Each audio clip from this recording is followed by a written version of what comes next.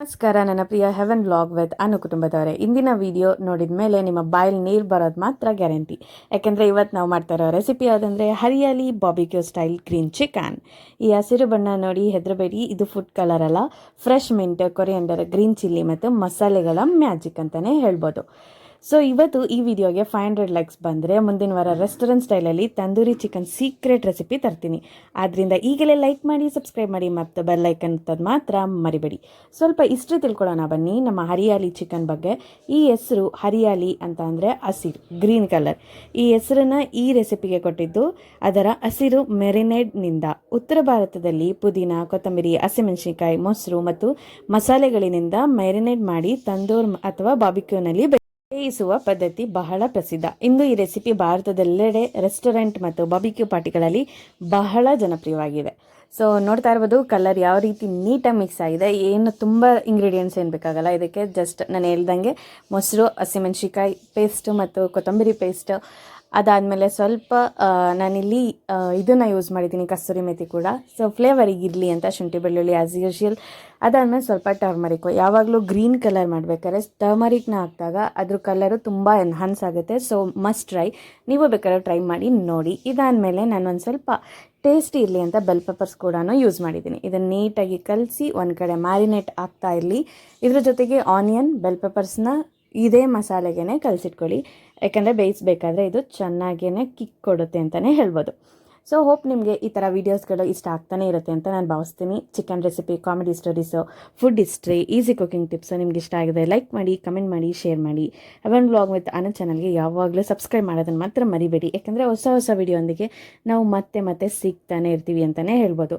So ನಿಮಗೆ hariyali chicken ಜೊತೆಗೆ ಏನು ತಿನ್ನೋದಕ್ಕೆ ಇಷ್ಟ ಆಗುತ್ತೆ? ನಾನಿದ್ರೆ ಸರಿ ಹೋಗುತ್ತಾ, ಅಥವಾ ರೋಟಿ, ಅಥವಾ ಚಪಾತಿ, ಅಥವಾ ರೈಸು? ಸೊ ನಿಮ್ಮ ಒಂದು ಪ್ರಿಫರೆನ್ಸ್ನ ನಿಮ್ಮ ಕಮೆಂಟ್ ಬಾಕ್ಸಲ್ಲಿ ತಿಳಿಸೋದನ್ನು ಮಾತ್ರ ಮರಿಬೇಡಿ.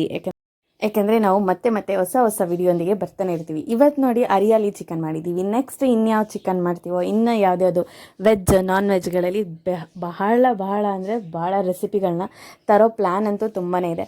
ನಮಗೇನಾದರೂ ಚಾಪ್ಸ್ಟಿಕ್ ಏನೋ ಸಿಕ್ಕಲಿಲ್ಲ ಅಂದರೆ ಗೊತ್ತಲ್ಲ, ಟುತ್ಸ್ ಇರುತ್ತೆ ಮನೆಯಲ್ಲಿ, ಆರಾಮಾಗಿ ಈಸಿಯಾಗಿ ಅದಕ್ಕೆ ನೆಚ್ಚು ನೀಟಾಗಿ ತವಾ ಮೇಲೆ ಫ್ರೈ ಮಾಡಿದ್ರೆ ಸಾಕು. ಇಲ್ಲಾಂದರೆ ಇದು ಹೆಂಗಿದೆ, ಇದನ್ನೇ ತೆಗೆದು ತವಾ ಮೇಲೆ ಹಾಕಿ ಹಾಗೆ ಫ್ರೈ ಮಾಡ್ಕೊಳ್ಳಿ, ಅದು ಮಾತ್ರ ಸಖತ್ತಾಗೇ ಬರುತ್ತೆ. ನಾನಿಲ್ಲಿ ಸ್ವಲ್ಪ ತಿನ್ನೋದಕ್ಕೆ ಕೈಯಲ್ಲಿ ಇಟ್ಕೊಂಡು ತಿನ್ನೋದಕ್ಕೆ ಚೆನ್ನಾಗಿರುತ್ತೆ ಅಂತ ಈ ರೀತಿ ಮಾಡ್ತಾಯಿದ್ದೀನಿ ಅಷ್ಟೇ. ನೀವು ಬೇಕಾದ್ರೆ ಹಾಗೇ ತವಾ ಮೇಲೆ ಹಾಕಿದ್ರೂ ಚೆನ್ನಾಗೇ ಬರುತ್ತೆ. ನೀಟಾಗಿ ಶಾಲೋ ಫ್ರೈಯಲ್ಲಿ ಒಳ್ಳೆ ಗೋಲ್ಡನ್ ಬ್ರೌನಿಷ್ ಥರ ಅದು ಕಲರ್ ಬರುತ್ತೆ. ಆವಾಗ ಅದು ಕಂಪ್ಲೀಟ್ ಕುಕ್ ಆಗಿದೆ ಅಂತಲೇ ಹೇಳ್ಬೋದು. ಮೊಸರು ಹಾಕೋದ್ರಿಂದ ಟಿಪ್ ಏನಂತ ಅಂದರೆ, ಏನು ಚಿಕನ್ ಏನಿರುತ್ತೆ ಅದು ಟೆಂಡರ್ ಆಗುತ್ತೆ. ಇಫ್ ಇನ್ ಕೇಸ್ ನೀವೇನಾದರೂ ಚಿಕನ್ನ ರಫಾಗಿ ಈ ತೈ ಪಾಟ್ ಈ ಥರ ಎಲ್ಲ ನೋಡಿದಾಗ ಅದು ಚಿಕನ್ ತುಂಬ ಈಗ ಚ್ವಿಂಗಮ್ ಥರ ಜಗ್ಗಿಯೋ ಥರ ಇರುತ್ತೆ. ಸೊ ಆ ಥರ ಕೇಸಸಲ್ಲಿ ನಾವೇನಾದರೂ ಕರ್ಡ್ನ ಯೂಸ್ ಮಾಡಿದ್ರೆ ಆ ಚಿಕನ್ ಸಿಕ್ಕಾಪಟ್ಟೆ ಟೆಂಡರಾಗಿ ಸಾಫ್ಟಾಗಿರುತ್ತೆ. ನೀವು ಮನೆಯಲ್ಲಿ ಬೇರೆ ರೆಸಿಪಿ ಮಾಡಬೇಕಾದ್ರೂ ಕೂಡ ಇದನ್ನು ಟ್ರೈ ಮಾಡಿ, ಕರ್ಡ್ನ ಯೂಸ್ ಮಾಡೋ ಅಂಥದ್ದನ್ನು. ಆವಾಗ ಸಖತ್ತಾಗೆ ರೆಸಿಪಿಗಳು ಚೆನ್ನಾಗೇ ಬರುತ್ತೆ. ಆ ಟೈಮಲ್ಲಿ ಈ ತುಪ್ಪ ಎಲ್ಲ ಯೂಸ್ ಮಾಡೋ ಅವಶ್ಯಕತೆನೇ ಇರಲ್ಲ. ಯಾಕೆಂದರೆ ಆಲ್ರೆಡಿ ಮಾಯ್ಶ್ಚರೈಸ್ ಅನ್ನೋದು ಈ ಒಂದು ಮೊಸರಲ್ಲಿ ಆಲ್ರೆಡಿ ಆ್ಯಡ್ ಆಗಿಬಿಟ್ಟಿರುತ್ತೆ. ಅದರಿಂದ ಒಂದಿನ ಕಿಚನಲ್ಲಿ ದೊಡ್ಡ ಡಿಬೇಟ್ ನಡೆಯುತ್ತಂತೆ. ಡಿಬೇಟ್ಗಳೆಲ್ಲ ಕಡೆನೂ ನಡೆಯುತ್ತೆ, ಬಟ್ ಕಿಚನಲ್ಲ. ಓಕೆ ಆದರೂ ನಡೆದಿದೆ, ನೋಡೋಣ ಏನಾಗುತ್ತೆ ಅಂತ. ಚಿಕನ್ ಹೇಳುತ್ತಂತೆ ಇವತ್ತು ನಾನು ಹೀರೋ ಅಂತ. ಮಿಂಟ್ ಹೇಳುತ್ತಂತೆ ನಾನು ಇಲ್ಲದೆ ಗ್ರೀನ್ ಲುಕ್ಕೇ ಬರಲ್ಲ ಕಣಪ್ಪ ಅಂತ. ಅದಕ್ಕೆ ಕೊರಿಯಂಡರ್ ಹೇಳುತ್ತೆ ನಾನು ಫ್ರೆಶ್ನೆಸ್ನೇ ಕೊಡೋದು ಅಂತ. ಗ್ರೀನ್ ಚಿಲ್ಲಿ ಹೇಳುತ್ತೆ ನಾನು ಬಂದರೆ ನೋಡಿ ಫುಲ್ ಬೆಂಕಿ ಅಂತ. ಅದಕ್ಕೆ ಬಾರ್ಬಿಕ್ಯೂ ಹೇಳುತ್ತೆ ಎಲ್ಲರೂ ಜಗಳ ಬಿಡಿ, ನಾನು ಮೇಲೆ ಬಂದ ಮೇಲೆ ಎಲ್ಲರೂ ಸೂಪರ್ ಸ್ಟಾರ್ ಆಗೋದು. ಸರಿ ಅಲ್ವಾ? ಸೊ ಆ ಬಾರ್ಬಿಕ್ಯೂನೇ ಇಲ್ಲ ಅಂದಮೇಲೆ ಇನ್ಯಾರು ತಾನೇ ಸೂಪರ್ ಸ್ಟಾರ್ ಆಗೋದಕ್ಕಾಗುತ್ತೆ?